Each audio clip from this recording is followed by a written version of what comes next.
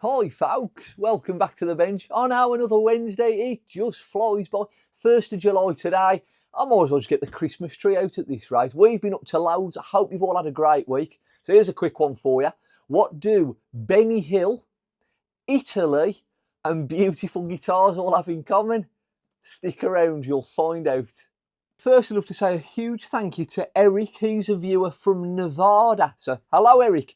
He sent us a lovely message in. Hi Jamie, come across the channel with you and the guys. It's absolutely hilarious hearing all of the British humour and jokes. I love the musical aspect. It's wonderful. It reminds me of Benny Hill, but if he had joined Motorhead. So thank you very much, Eric. Benny Hill joining Motorhead. So I did think if that were the case, would it look something like this? It'd be Lemmy Hill. Lemmy Hill. I'll even do the face. So thank you very much, Eric. We will continue to do it, and we have been compared to worse. So thank you very much. God bless you. And I'd like to say a big thank you to Mike for bringing in this absolutely gorgeous vintage EKO. EKO, EKO, EKO, EKO, EKO, EKO. EKO. Mike's exact words were to me, I've seen the channel, I love the terrible jokes, so feel free to take the pee as much as you want. So thank you very much, Mike. Hopefully that will echo around the rest of the fans watching. EKO. EKO. There's going to be plenty of them in this video.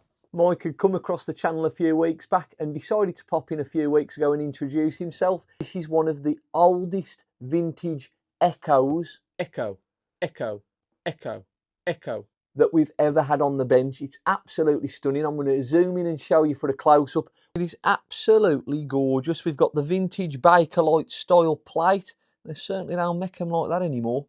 We've got plenty of cobwebs for good measure. And if I get my light in there, we can see that it was made in Italy.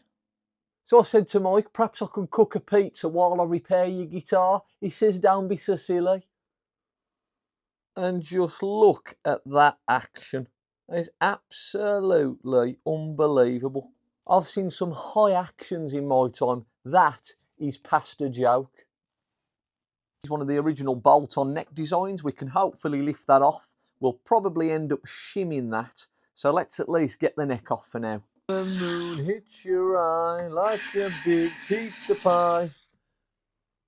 That's a more... Oh, never mind. I feel like the Terminator. Pasta la vista, baby. And you thought it was just going to be EKO jokes. Let's get this neck off. Bloody hell, how big's this screw? You could play darts with them. So with the neck off, we can get a shim in there to try and prop that up slightly. That'll improve our neck action. And I would love to thank Mark for bringing in this absolutely beautiful cream tea. I bet you've never seen anything like this. Have a watch of this. Pickups. What pickups? These are so cool. They are mounted on a plate and you can design the specs however you want. They clip right in. And you are ready for action. That is wicked. Let me show you how it all works. So this design allows you complete control over your sound. You simply lift up the barrel and the pickup comes out. You can have different ones, humbuckers, single coils, whatever the design you want. It's then put together on this wonderful contraption. You clip it back in and we are ready for action.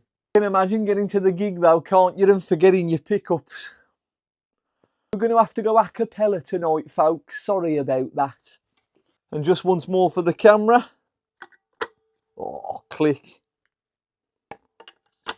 Beautiful. Locked and loaded, ready for action. Mark has previously dropped this into us for a setup, and today it's in for a little bit of work, just shimming the neck. We're going to try and get a little bit more level. He needs the full run of this board because he's an absolute beast when he plays. So you're in good hands, Mark. Might have to take that on with me though. Bloody love it. Also this week we've had our singing voices on. Myself, Abby and a couple of the guys here attended the Cannock Chase Music Live Festival. Once a year they have a couple of artists on. This year we had Billy Ocean, there was Fatboy Slim, UB40, and we all went on the Sunday to the McFly gig. It was absolutely fantastic. I'll throw a photo on now. Abby has sent me the video of me dancing.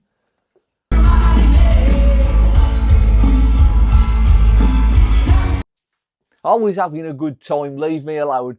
It was also Abby's first time at the venue, so this week's question of the week: has anyone attended an outdoor performance or a festival or a show? We've done a lot of indoor ones. It was only my second time doing it. I thought it was absolutely fantastic. So let us know, have you attended any outdoor shows or festivals?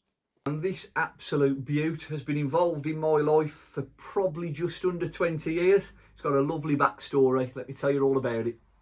So back when I were a lad and I first joined the shop in those early days at the Music Den, Paul, the owner of this guitar, had joined the firm and he was just one of life's true gentlemen, a phenomenal talent, and to hear him shred on this most days was just unbelievable. We'd regularly spend the day drinking tea, eating biscuits and telling plenty of rude jokes. Some of them you'll have probably heard already or will hear on the channel at some point. We did do a little bit of work occasionally, but not too much work.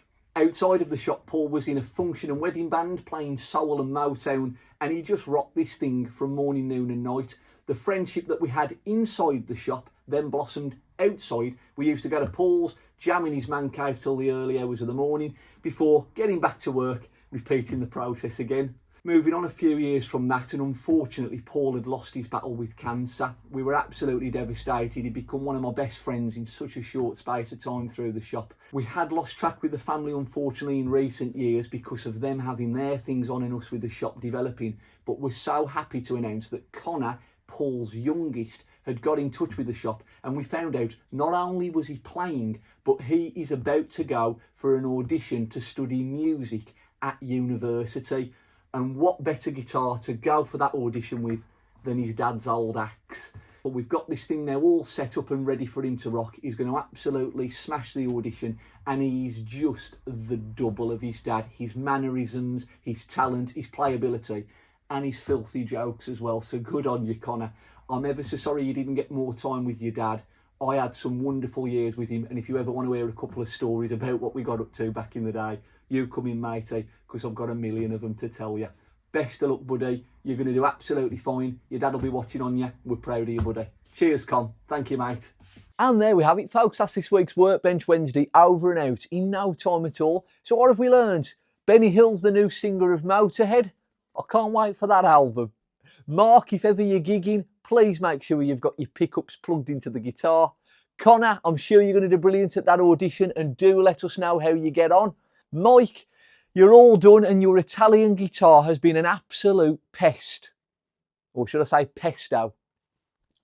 As always, thank you very much for joining us. I haven't got a guitar at hand, so I'm just going to pretend for the ending segment.